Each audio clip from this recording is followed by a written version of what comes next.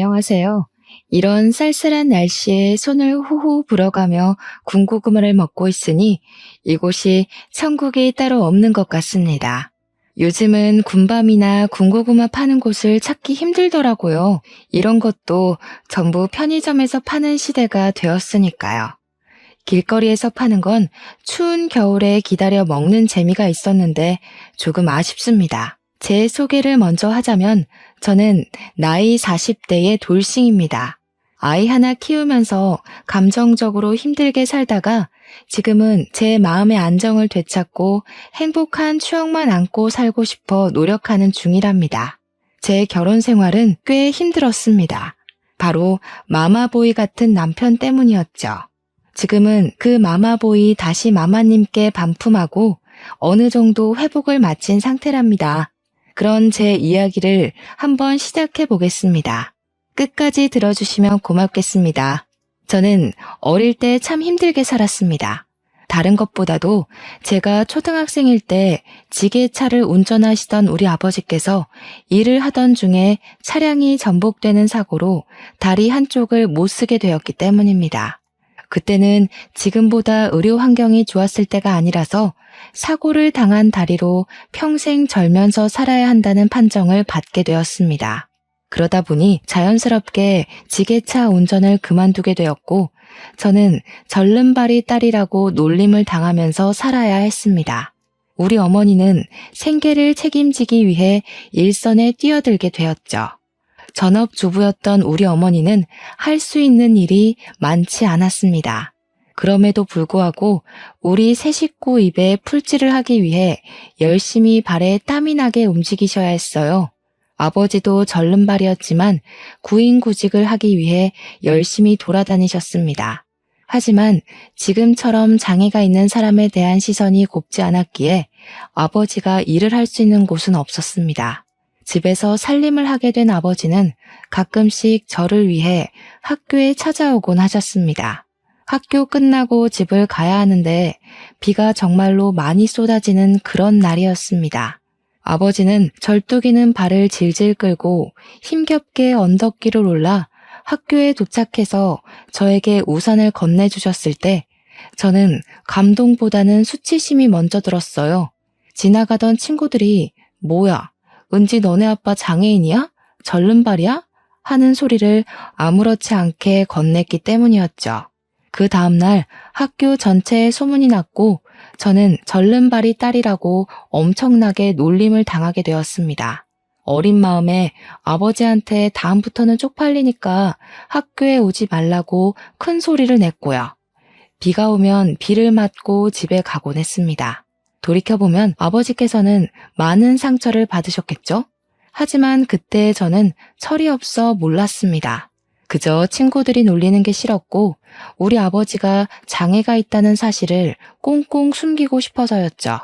아버지와 저의 사이는 걷잡을 수 없는 깊은 골이 생기게 되었습니다. 커서는 물론 무척 후회하고 죄송스러웠죠. 아버지한테 그랬으면 안 되는 것이었는데요. 저의 이런 엇나가는 마음과 달리 아버지는 저를 늘 사랑해 주시고 아껴 주셨습니다. 어린 마음에 저는 그게 더 부담스럽기도 했어요. 제가 중학생이 되었을 때는 사춘기까지 겹쳐 아버지께 더 많은 화풀이를 하곤 했습니다. 학교에서 친구랑 싸우고 돌아오면 그게 다 아빠가 절름발이어서 장애가 있어서 친구들이 나를 우습게 보고 그런 것 같았고 성적이 떨어져도 아버지 때문에 신경 쓰여서 그런 것 같다는 생각이 들었어요. 제가 점점 마음의 문을 닫으니까 아버지한테 잘해야겠다, 오해를 풀고 화해해야겠다 하는 그런 생각이 점점 멀어지더라고요.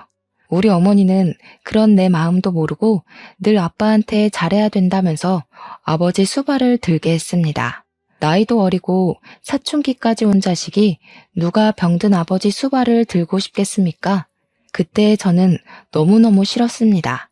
그렇게 중고등학생 시절을 보낸 뒤 대학을 가게 되었는데 자취를 할 수 있는 형편이 아니어서 통학을 하게 되었습니다. 정말 1시간 반 거리의 학교를 다니면서 틈틈이 아르바이트를 하고 돈을 모아야 했기에 정말 더더욱 피곤하고 힘들었죠. 어렵사리 대학을 졸업하고 나서 열심히 취업 준비를 한 결과 목표하던 회사에서 합격 통보를 받았습니다.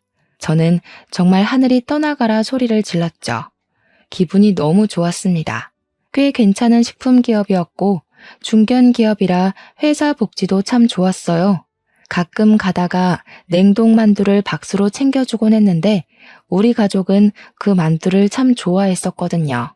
거기다가 식품도 전부 할인이 되고 가게에 도움이 돼 정말 행복했답니다. 냉동 만두를 한 박스 들고 오는 날은 주변 집들까지 전부 만두 굽는 냄새가 진동했을 정도였습니다. 그런 저에게 28살쯤 회사 동료의 주선으로 소개팅이 들어오게 되었어요. 사는 게 바쁘고 힘들고 집안을 여러모로 돌봐야 했기에 연애 같은 건 꿈도 꾸지 않았습니다. 하지만 소개팅이 떡하니 들어오니까 설레더라고요. 소개팅 당일에는 준비도 철저히 해서 나갔습니다. 소개팅남은 생각보다 멀끔하고 진중한 성격인 것 같더라고요. 뭐 하나를 해도 고민을 많이 하는 성격이었죠. 누가 보면 우유부단하다고 생각할지도 모르겠지만 저는 진중해 보여서 마음에 들었습니다. 그렇게 연애를 시작했고 연애의 끝은 역시 결혼이 아니겠습니까? 저에게 만난 지 6개월 만에 프로포즈를 했을 땐 솔직히 많이 놀랐습니다.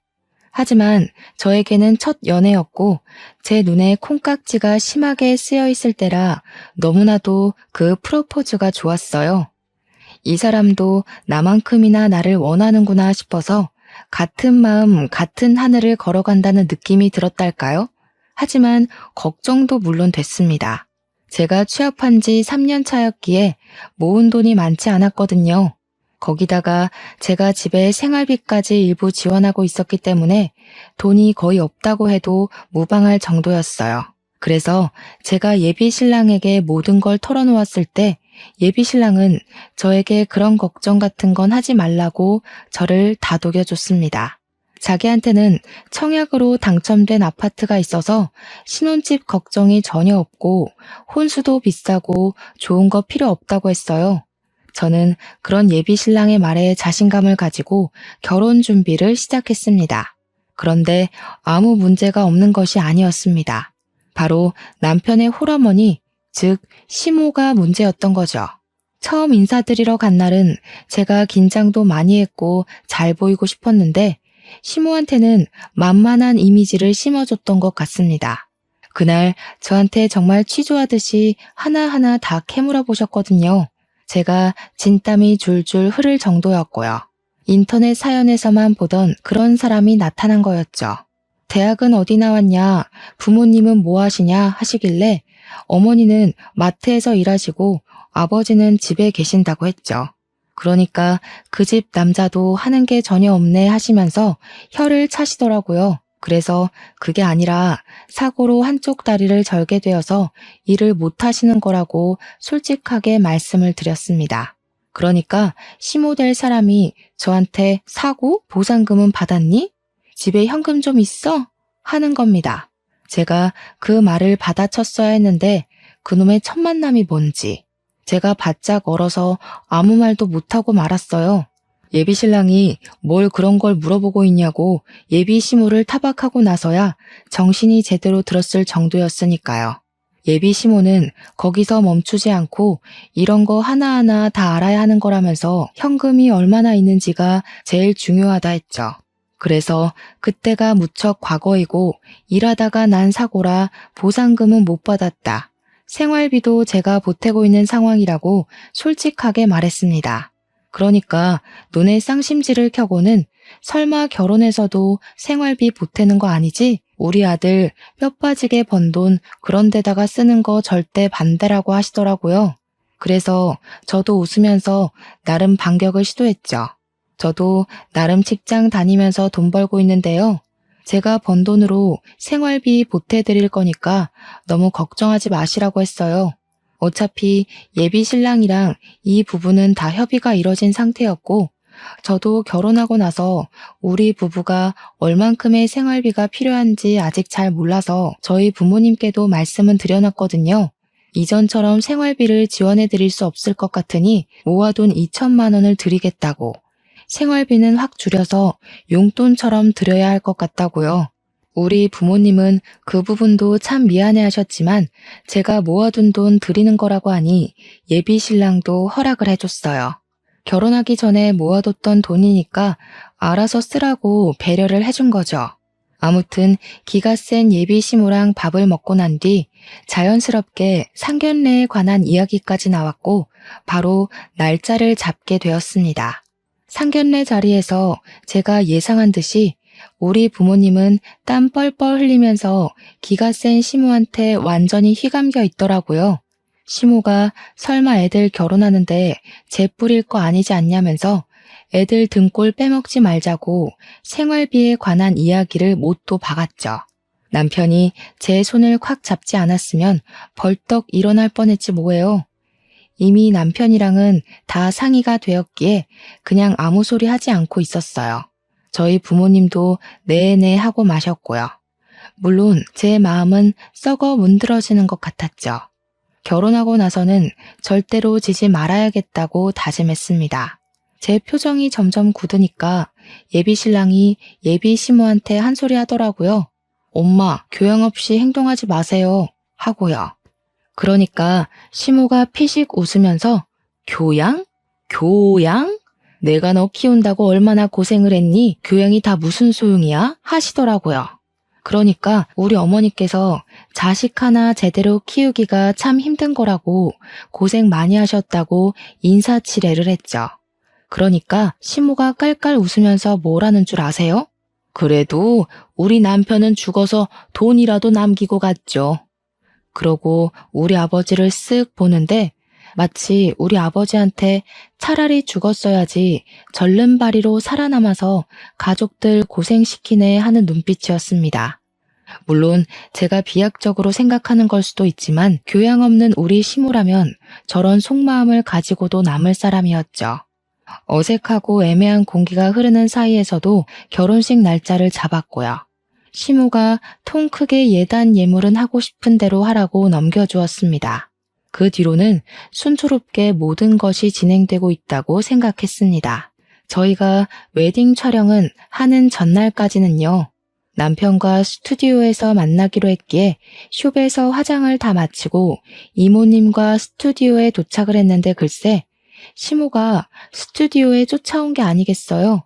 저는 너무 놀라서 어머님은 웬일이세요? 하니까 자기도 사진을 좀 찍고 싶어서 왔다는 겁니다. 우리가 웨딩 사진 찍는 걸 구경하러 온 줄 알았더니 진짜로 저랑 남편이랑 사진 찍는 가운데에서 같이 사진을 찍자 하시더라고요.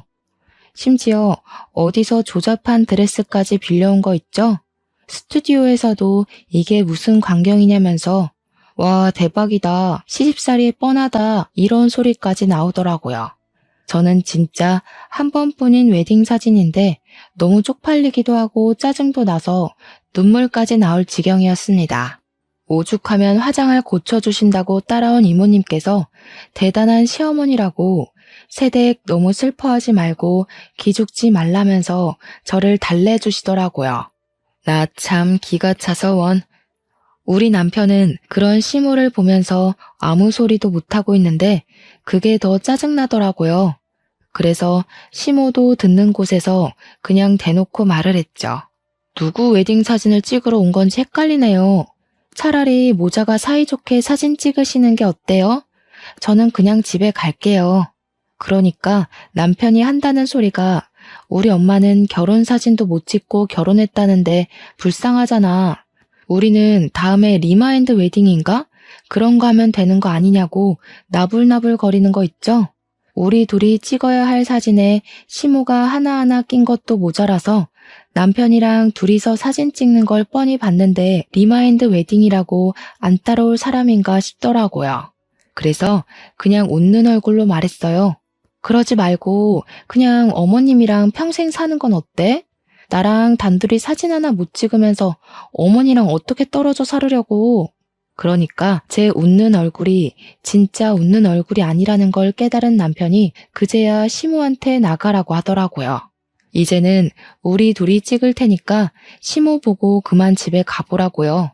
한참을 구시렁거리던 시모가 제가 아무 소리 안 하고 쳐다도 안 보니까 그냥 집에 갔습니다. 이렇게 간단하게 보낼 수 있는 걸 왜 참아서 속을 알았는지. 웨딩 촬영을 아주 늦은 시간까지 하고 집으로 돌아오는 길에 혹시나 싶어서 신혼여행은 우리 둘이 가는 거지? 하고 물어보니까 남편이 말 잘했대요. 안 그래도 물어보려고 했다면서. 엄마가 해외에 한 번도 안 가봤다는데 그게 영 마음에 쓰인다는 거예요. 그래서 정신 나갔냐고 한 소리 했죠. 신혼여행까지 지금 시모를 모시고 가자는 반푼이 같은 소리를 하는 거냐고 하니까 남편이 우물쭈물해요. 그럼 나 신혼여행 안 갈 테니까 너네 엄마랑 둘이 다녀와 하니까 그건 또 아니지 않냐고 화를 내더라고요. 둘이서 해외여행 안 가는 이유가 뭐겠어요? 시모 수발 들기는 싫으니까 안 간 거겠죠. 안 그래도 억척스러운 시모가 해외 가서는 얼마나 진상을 떨어댈지 안 봐도 비디오니까요. 그냥 말이나 한번 꺼내본 거라고 말 돌리길래 그런 말 2번 다시는 꺼내지 말라고 불호령을 내렸습니다. 결혼하고 나서는 남편의 청약 아파트에 들어갔죠. 근데 그게 말이 좋아 청약 아파트지 시모한테 돈을 빌려서 얻은 집이었던 거예요. 그러면서 저희한테 시모가 2년 줄 테니까 빌려간 돈 2년 뒤에 갚으라고 하면서 돈 못 갚으면 그 아파트 팔고 합가를 하자고 하는 겁니다. 제가 무슨 소리를 하시는 거냐고 완전 펄쩍 뛰었죠. 그러니까 시모가 한다는 소리가 자기 노후 자금 털어서 아들 대출 안 받게 하려고 빌려준 돈인데 갚을 수가 없으면 합가를 해야지 하는 거예요. 남편은 저한테 엄마 노후 자금이니까 우리가 돌려드리는 게 맞지 이러고 있고요. 이미 남편이랑 이야기를 다 끝내둔 상태였던 거죠. 애초에 합가를 하려고 처음부터 뭐 집 알아서 해라 신경 안 쓴다 이랬던 거예요. 그래서 저도 이대로 끌려가면 안 되겠다 싶어서 웃는 얼굴로 대답했어요. 어머님, 그러면 저희 애 낳으면 애도 다 봐주시고 밥도 다 해주시고 청소도 다 해주시고 하는 거죠? 저희 맞벌이니까 어머님께서 집안일 다 해주시는 거 맞죠? 저 피곤해서 집안일 못해요. 그러니까 어머님이 펄쩍 뛰면서 아니 자기가 다 늙어서 며느리 수발을 들어야 하네요. 그래서 제가 노는 것도 아니고 바깥일 하는 사람인데 집안일을 어떻게 하나하나 신경 쓰겠냐고 했죠. 어머님이랑 같이 살면 입주 도우미도 필요 없겠다고 애들 줄줄이 소시지처럼 낳겠다고 했어요. 어머님께서 다 키워주실 거죠? 하면서요. 그러니까 시모가 일 없다고 나중에 다시 이야기하자면서 한 수 물으시더라고요.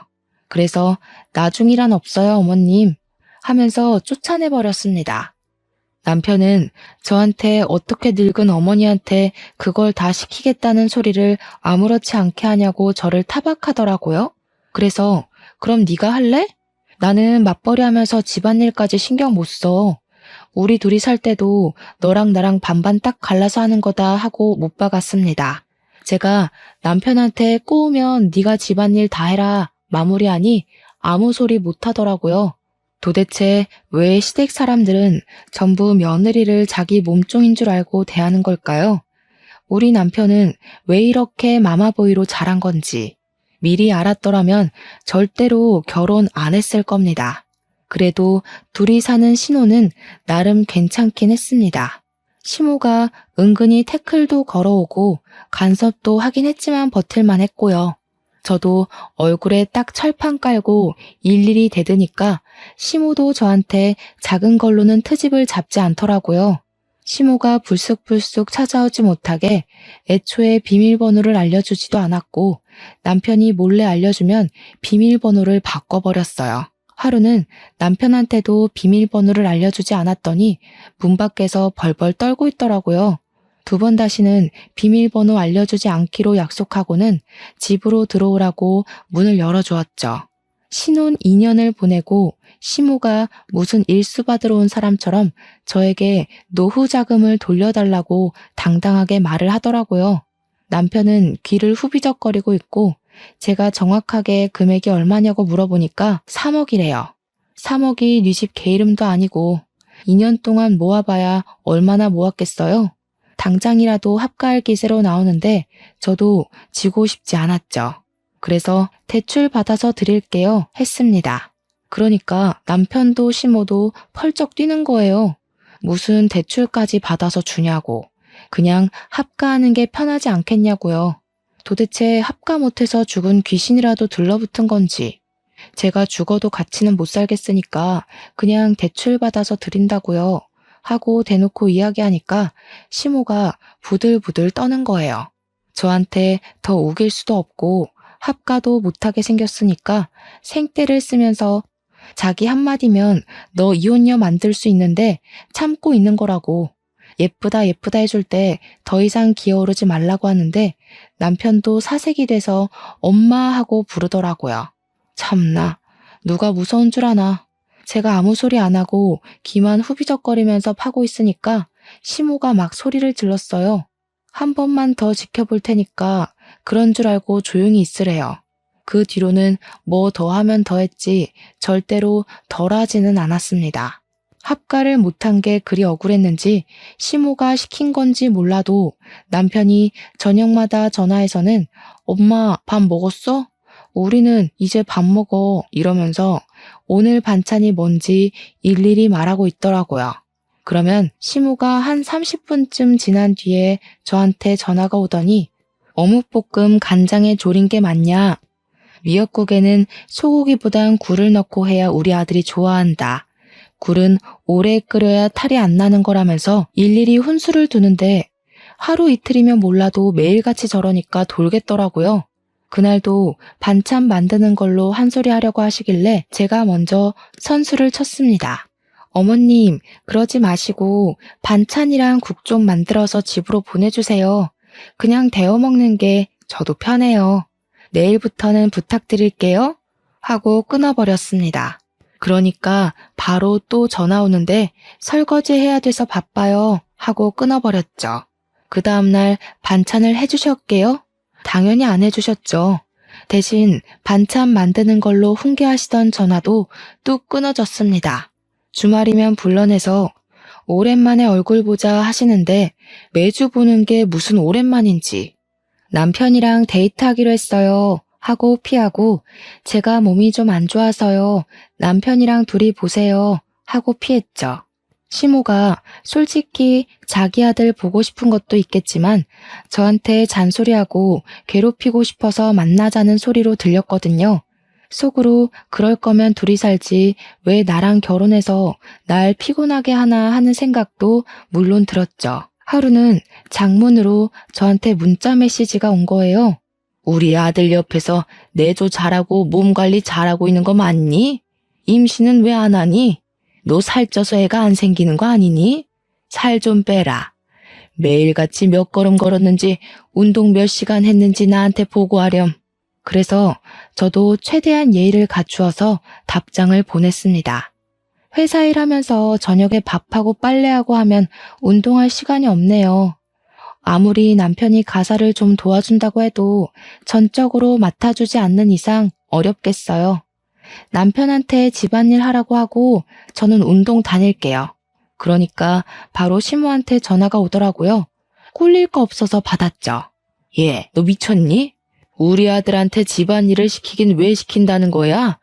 너 이혼당하고 싶어서 아주 수를 쓰는구나. 어머님 때문에 정말 이혼하고 싶네요.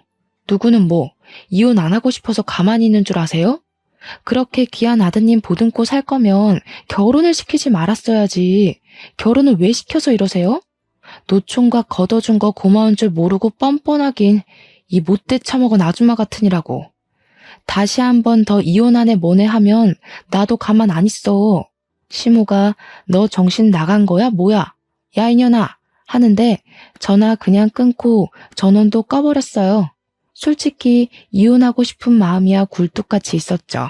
제가 친정에 이야기를 안 해본 것도 아니었어요. 그런데 친정엄마가 말리더라고요. 친정이 든든한 것도 아닌데 이혼까지 해서 낙인까지 찍히면 누가 절 데리고 가겠냐고요. 재혼이나 하겠냐면서 아직 살아본 지 얼마 안 됐으니까 버텨보라고 하는데 정말 가난이 죄구나 싶었습니다. 몇 개월을 고민하다가 결국에는 각방을 쓰자고 남편한테 이야기를 했어요. 그제야 시모한테 전화하는 것도 줄이고 연락도 못 오게 해주겠대요. 물론 그 약속은 한 달이 채 가지 않았습니다. 처음에는 집안일 도와주고 저랑 대화도 좀 하고 예전처럼 돌아오는 것 같더니 다시 아나무인 태도로 돌아가더라고요. 아, 이 사람은 갱생이 불가능한 사람이구나 싶어서 이혼이 답이다. 친정에 비비지 못하더라도 홀로 서기를 해보자 하고 결심했습니다. 그런데 하늘도 무심하시지. 그때 제가 임신을 하게 된 겁니다. 몸이 자꾸 축축 처지고 위열도 있고 감기 기운 같은데 이상하게 이전이랑 느낌이 다른 겁니다. 혹시 몰라 임신 테스트기를 해보니 두 줄이 딱 뜨더라고요. 병원에 갔더니 임신 5주차라고 하는 거예요. 애가 생긴 마당에 홀로 서기는 물거품이 되었죠. 제가 임신했다고 하니 남편이고 친정이고 시댁이고 모두 경사났다고 난리가 났습니다. 웃긴 게 시모가 완전히 태세를 전환해서 저한테 너무 잘했다고 우리 며느리가 한 건 했다 난리를 치더라고요. 며느리 힘들어서 애 떨어지면 큰일 나니까 집안일 도와주라고 남편한테 눈치도 주고요. 저한테 무조건 아들일 거라고 우리 집안에 아들씨가 많다고 아주 장담을 하시더라고요. 그런 와중에 입덧이 시작되었고 입덧을 엄청 심하게 하는 바람에 남편은 제 눈치를 보면서 밖에서 밥을 먹고 들어오기 시작했어요. 처음에는 제가 아예 음식 냄새조차 못 맡았거든요. 그런데 한 16주쯤 지나니까 입덧도 사라지고 먹고 싶은 게 너무 많은 거예요. 그래서 남편 보고 일찍 들어와라. 같이 밥 먹자고 먹고 싶은 게 너무 많다고 이야기를 했죠. 근데도 자꾸 남편이 밥 먹고 왔다고 늦게 들어오는 거예요.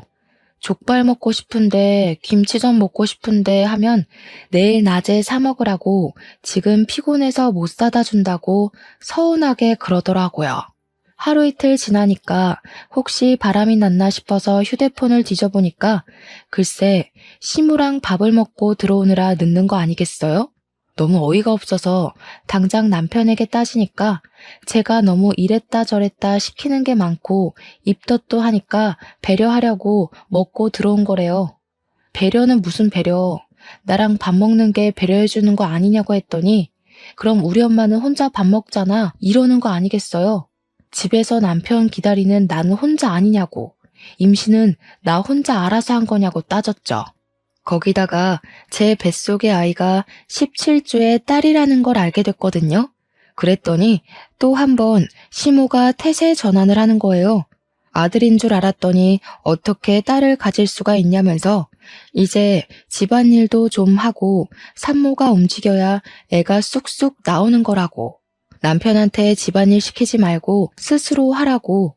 나중에 애 낳고 어떻게 살림하려고 하는 거냐며 제 바가지를 긁었습니다. 와, 저는 뱃속의 아이 때문에 잠도 제대로 못 자는데 코 골면서 자는 주제에 손 하나 까딱 안 하는 남편이 너무 미웠어요. 그래서 저도 남편한테 아예 반기를 들었죠. 당신 좀 앉아봐. 임신, 출산, 육아는 나 혼자 하는 거야?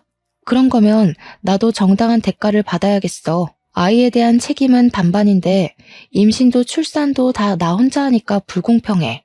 임신 기간, 출산의 위험수당까지 계산해서 최저시급이랑 주휴수당 계산해서 줘. 그러니까 남편이 펄쩍 뛰는 겁니다. 저는 아직 말이 끝나지 않았다고 혼자 죽을 것 같은 고통 참고 애 낳아야 하고 며칠간 몸조리 해야 되고 수유도 해야 되고 시터 비용, 출산 비용, 산후조리 비용 다 대라고 했더니 기가 막힌다고 하더라고요.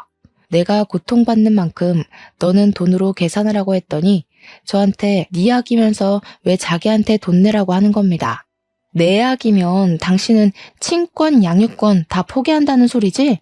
그러니까 또 뭐 시모한테 봐달라고 하면 된다, 어린이집 보내면 되지 않냐 하는데 어린이집 대기번호 받는 게 얼마나 힘든 건지 모르나 보더라고요. 자기한테 뭘 바라길래 이런 소리를 하냐고 물어서 그냥 제가 말한 대로 다 해달라고 했어요. 네가 집안일을 했으면 얼마나 했냐고요. 너네 엄마도 집안일 시키지 말라고 하는데 가사 도우미 쓰겠다고 하니까 한숨만 푹푹 쉬더라고요. 저한테 육아휴직 내면 외벌이인데 생각이 있냐고 없냐고 따지더라고요. 그날 이후로 냉전이 시작되었고 저는 남편과 대화조차 하지 않는 상태로 딸아이를 출산했습니다. 산후조리원까지는 남편이 돈을 내줘서 갔는데 시모가 딸 낳은 주제에 조리원에 들어간다고 한 소리 하대요. 세상에, 아들 낳아야지만 조리원에 갈 수 있는 법이라도 있는 건지.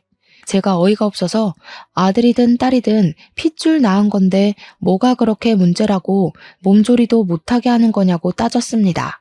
아들, 딸 차별하는 인터넷에서 보던 막장 시모냐고 되물었더니 저한테 우리 아들 밥 못 챙겨 먹을까 싶어서 그런 거다 하시더라고요.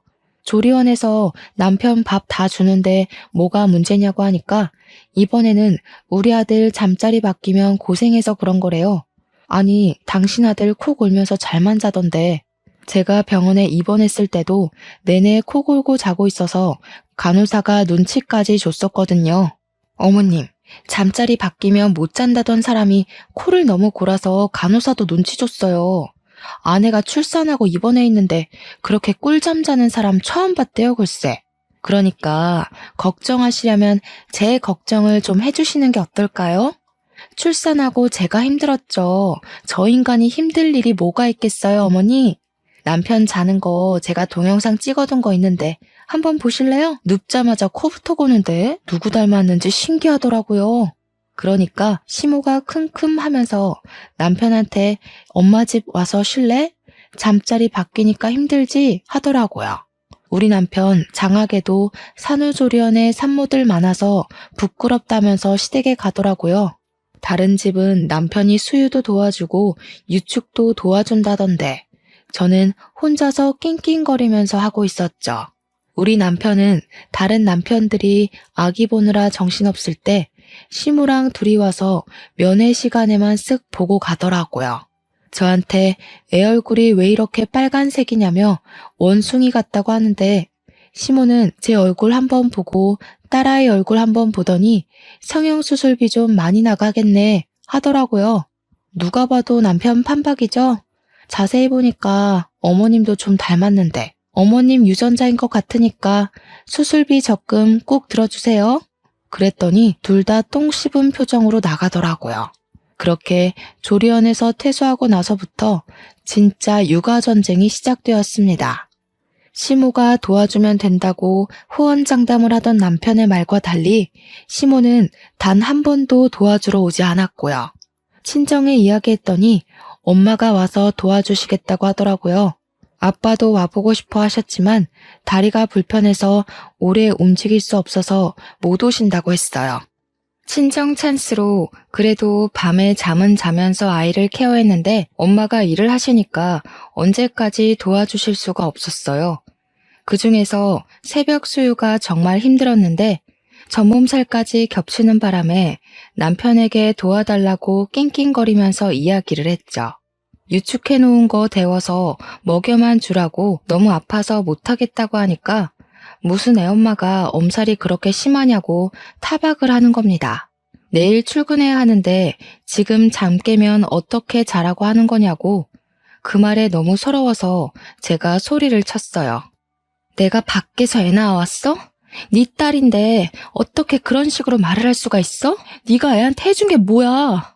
목욕 한번 씻겨준 적 없는 사람이 저러니까 화나서 소리를 쳤더니 그 새벽에 시모한테 스피커폰으로 전화를 걸대요. 엄마가 와서 좀 도와줘. 나보고 애 젖을 먹이라 하잖아. 그게 뭔 소리냐? 우리 아들이 젖이 나와 뭐가 나와? 그래서 저도 전화기에 대고 소리를 꽥 질렀습니다. 유축해놓은 거 먹여달라 하는데 그게 뭐가 문제예요? 그거 하나 못할 거면 애는 왜 낳았어? 너네 먹여 살리려고 일하는 우리 아들이 불쌍하지도 않니? 아들, 자는데 자꾸 피곤하게 굴면 우리 집 와서 자고 출근해. 남편이 전화를 뚝 끊더니 우리 엄마 말 들었지? 이러면서 의기양양하게 굴더라고요. 그 말에 너무 열이 뻗쳐서 그 새벽에 전몸살로 퉁퉁 부은 몸을 이끌고 짐을 싸서 친정으로 갔습니다. 남편이 짐 싸는 저를 보면서 너 뭐하냐? 하는데 꺼지라고 너랑은 못 살겠다고 했어요. 네 입으로 네 자식이라고 한 내 자식 데리고 나갈 테니까 너는 아빠 노릇 할 생각도 하지 말고 권리도 찾으려고 하지 마. 황당해하고 있는 남편 놈을 뒤로하고 택시 잡아서 친정으로 울면서 갔죠. 제가 엉엉 우니까 엄마도 아빠도 놀래서 이게 무슨 꼴이냐고 그 새벽에 잠옷바람으로 달려 나오셨어요. 시모가 나한테 이혼당하고 싶냐고 막말한 거, 남편이 마마보이라는 거 죄다 일러바치니까 엄마도 아빠도 황당해 하셨습니다. 엄마가 그 정도였냐고 하는데 제가 그냥 참고 살라며 하며 빽 소리를 질렀죠. 아빠는 엄마한테 한 소리 했어요. 우리 딸이 최우선이지 어떻게 딸한테 참고 살라고 할 수가 있냐며 온 가족이 서로에게 미안하다고 이야기하면서 그날 밤 오래간만에 푹 잠을 잤습니다. 다음 날 날이 밝자마자 시모가 저한테 전화를 해서는 어디냐고 집 나갔다면서 하고 묻더라고요. 한 번은 단판을 지어야겠다고 생각이 들어서 친정 왔다고 이야기를 했더니 콧방귀를 끼더라고요. 뭘 잘했다고 거기 가서 앉아있냐고 남편 흉보고 다니는 거 아니냐, 이혼당하고 싶냐, 또 똑같은 레퍼토리로 저를 싸잡아서 혼내더라고요. 그래서 제가 그랬죠. 내가 이혼을 왜 당해? 당하는 건 아줌마 아들이지. 나 이미 이혼하자고 했거든? 그러니까 씩씩거리면서 너 딱 기다려. 내가 거기로 갈 테니까 하면서 소리를 지르더니 전화를 뚝 끊어버리더라고요. 올 테면 와봐라. 나도 기다렸다 하는 마음으로 칼을 갈고 기다렸습니다. 진짜 오려나 싶었는데 기대했던 대로 씩씩거리면서 진짜 찾아왔더라고요. 저희 친정이 주택이라서 골목길 안쪽에 굽이굽이 있어서 찾기도 힘든데 어떻게 한 방에 딱 찾아왔더라고요. 웃긴 게 남편도 같이 씩씩거리면서 따라온 거 있죠? 문 열어준 아빠가 놀라서 엄마도 호출을 했어요. 마트에서 일을 하고 있다가 헐레벌떡 집으로 오셨더라고요. 5명이 거실에 둘러앉아 있는데 흥분이 가라앉지 않는 건지 시모가 씩씩거리면서 저한테 삿대질을 하면서 이야기를 하더라고요. 애가 배운 게 없어서 그런가 나한테 아줌마 아줌마 하대? 어디 쥐뿔도 없는 게 무슨 자존심이야? 그래서 저도 지지 않고 받아쳤죠. 몇 년 동안 나한테 이혼 가지고 협박하더니 내가 한다고 하니까 무섭나 봐? 그 나이에 애까지 달려서 이혼하면 누가 받아준다냐? 누가 받아줘야 이혼해요? 마마보이도 이혼 사유 되더라. 아줌마가 나한테 보낸 이혼 협박 문자 내가 다 가지고 있어. 그거 증거로 다 제출할 거고 재산 분할도 요청할 거야. 그랬더니 시모가 제 머리채를 확 잡아채면서 누구 아들을 이혼남으로 만들어? 하면서 악을 쓰더라고요. 저도 같이 머리채를 붙잡고 아줌마 아들이 나한테 한 짓이 얼만데 이혼 당해도 싸지 하면서 되받아쳤어요. 내 새끼 친권, 양육권 다 들고 올 거고 양육비도 꼬박꼬박 받을 거니까 각오하라고요. 우리 남편이랑 엄마가 놀래서 저랑 시무랑 뜯어말리고 있는데 아빠가 딱 한마디 하셨습니다. 교양 없이 굴 때부터 알아봤어. 어디 쌍놈의 옆에 내가 우리 귀한 딸을 그딴 식으로 괴롭히고 머리채까지 뜯어? 당신 덜 자란 아들 평생 옆구리에 끼고 살아. 아예 젖까지 먹이지 그래? 내 딸 고생시키지 말고 아들 수발이나 들면서 사셔. 아이고 누가 그런 말하면 무서워서 벌벌 떨 줄 알고? 그쪽이나 평생 한쪽 다리 절면서 딸한테 기대 사셔. 나도 하자 있는 부모 딸린 계집애 처음부터 집에 들이기 싫었어. 떡하니 아들이라도 낳았으면 몰라.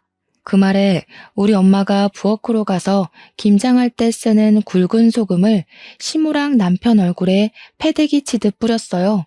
놀래서 도망가길래 엄마가 부정 탄다고 2번 다신 오지 말라고 현관문을 쾅 닫아버렸습니다. 그런데 밖에서 갑자기 으악 하는 소리가 들리는 거예요. 아직 추운 겨울이었고 우리 집이 다세대 주택 2층이었거든요. 전날 눈이 펑펑 왔고 살짝 녹은 다음 얼어붙었기에 돌계단이 미끄러운 상태였습니다. 남편이 그 계단을 씩씩거리면서 내려가다가 그만 자빠진 거예요. 엉덩방아를 찧으면서 내려간 게 아니라 얼굴부터 엎어지면서 막 대굴대굴 구른 거죠. 좁은 돌계단을요. 시모가 놀래서 아들아 아들아 하면서 119 좀 불러달라고 엉엉 울고 있는데 자세히 보니까 남편 무릎이 돌아가 있더라고요. 일단 놀래서 119는 불러줬죠. 그날 저녁에 시모한테 전화가 오더니 우리 아들 무릎뼈가 부러지면서 십자인대가 파열됐고 그 탓에 다리를 절게 됐다면서 저보고 책임을 지래요. 엉엉 울면서 저한테 빨리 와서 병수발을 들어야지 뭐하고 있냐고 소리를 치는 겁니다. 저는 너무 고소해서 웃음이 날 것 같았죠. 제가 거길 왜 가요? 평생 한쪽 다리 절면서 사는 아들 잘 돌보면서 사세요. 다리 불편한 우리 아빠한테 하자 있는 부모라고 막말하더니 아줌마는 하자 있는 아들이 생겨버렸네? 양심도 없지. 하자 있는 그놈 간호를 왜 내가 합니까? 저도 하자 있는 놈이랑 살 생각 추호도 없으니까 늙어 죽을 때까지 옆구리에 끼고 병간호하세요. 그러면서 침을 칵 퇴하고 뱉었습니다. 꼴 좋다고 깔깔거리면서 웃어도 좋고요. 그리고 바로 변호사 선임해서 이혼 소송도 시작했어요. 재산 분할도 받을 수 있다고 하길래 조금이지만 받게 되었고 위자료도 당연히 받았죠. 친권, 양육권 당연히 아이가 어리기 때문에 저한테 왔고요. 전 남편이 저한테 가끔 연락 와서는 보고 싶다고 우리 딸 한 번만 봤음 소원이 없다고 하는데 저는 모르쇠 했죠. 누구시냐고 우리 애는 아빠가 없어서요 했습니다. 저한테 그러지 말라고 애원을 하면서 엉엉 우는데 엄마 찾던 사람 다 어디 갔는지 이제 와서 저한테 약한 모습 보여주면 제가 뭐 냉큼 좋다고 받아줄 거라고 생각한 거죠. 그 생각 자체가 저를 바보로 본 거 아니겠어요? 이때다 싶어서 차단해버리고는 2번 다신 연락하지 말라고 면접 교섭권 당당하게 신청해서 오라고 했죠. 그래도 아이한테는 아빠이니까 면접 교섭권 신청해서 들고 오면 보여줄 수밖에 없는 현실이니까요. 제 생각에 아이랑 둘이서만 만나라고 하면 그것도 신청하지 않을 게 뻔했지만요. 시모가 여전히 남편 옆에서 병수발 들고 있다던데 앞으로 쭉 반성하면서 살았으면 좋겠습니다. 말이 씨가 된다고 사람이 마음을 곱게 먹어야 하지 않겠어요? 하자 있는 집안이라고 무시하더니 똑같이 돌려받으니까 지금쯤 얼마나 후회하고 있겠습니까? 저희 아버지를 절름발이라고 무시한 것도 마마보이 아들 둬 놓고 저한테 갑질한 것도 평생 속죄하고 후회하면서 살길 바라고 있어요. 이래서 당장 코앞의 일도 모르는 거라는 말이 있나 봐요. 청취자 여러분들도 항상 어디서나 말 조심하시고 받은 만큼 꼭 돌려주면서 사시길 바랍니다.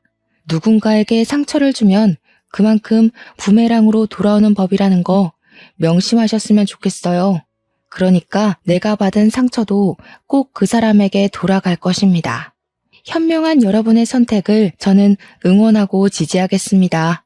여러분도 저의 홀로서기를 응원해 주시면 감사하겠습니다.